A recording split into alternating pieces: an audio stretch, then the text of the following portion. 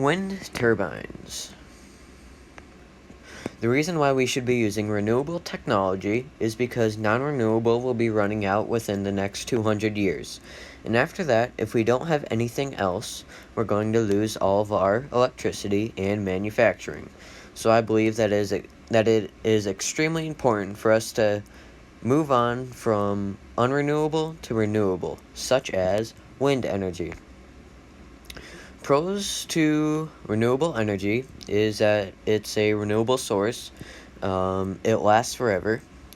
The cost is more expensive, but it is steadily declining, and the maintenance cost is very low, and it's an infinite resource, which means energy will never run out. Cons for wind turbines. It is a chance of birds flying into the turbines and then getting killed. Small chance, but still possible. They aren't the coolest looking, so it can take away from the natural view. It only works when the wind is blowing, but from in Minnesota, the wind is constantly blowing, so it is a very good choice. And it depends on weather, but like I said, in Minnesota it's constantly windy, so it'll work pretty much all the time. How windmills work. How a windmill works. So you got the wind coming in, and then that spins the rotor blades. Those are the things right here. And they spin in a circle. And then, if we zoom in a little bit, we can see what the blades are connected to is called the hub. That connects to the low-speed shaft. Normally, the blades spin extremely slow because they are so big. So, you come into the low-speed shaft, it's going extremely slow, and then the gearbox. The gearbox makes the shaft spin a lot faster, and that is why the shaft is called the high-speed shaft right here. And then after the gearbox, you have a brake. And what the brake is used for is if they have too much electricity and they want to shut it off, or if there's a problem, you can use the brake. And then after your high-speed shaft, that goes straight into the generator. And then the generator creates electricity.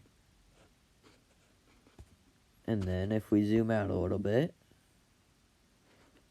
we got the power cables running out of that right here.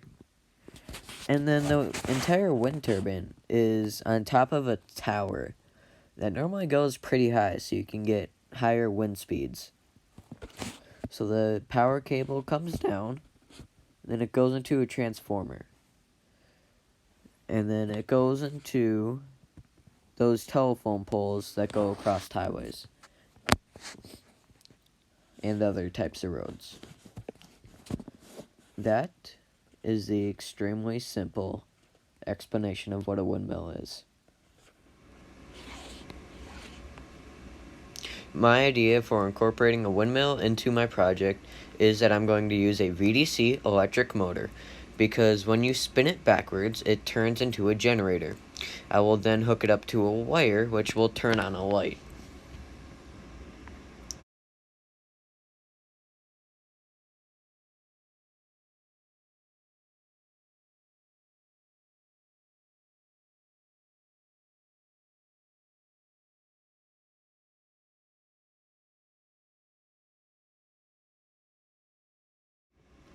My renewable energy product. Xcel Energy powers much of the metro area and is investing heavily in affordable wind energy by becoming 85% carbon-free and 60% renewable by 2030. And this is in the Rochester, Byron, Eota, that type of area. Not necessarily talking about Minneapolis or anywhere else, really. This is just focused in on the Rochester area. Thank you for listening. and hope you have a wonderful day.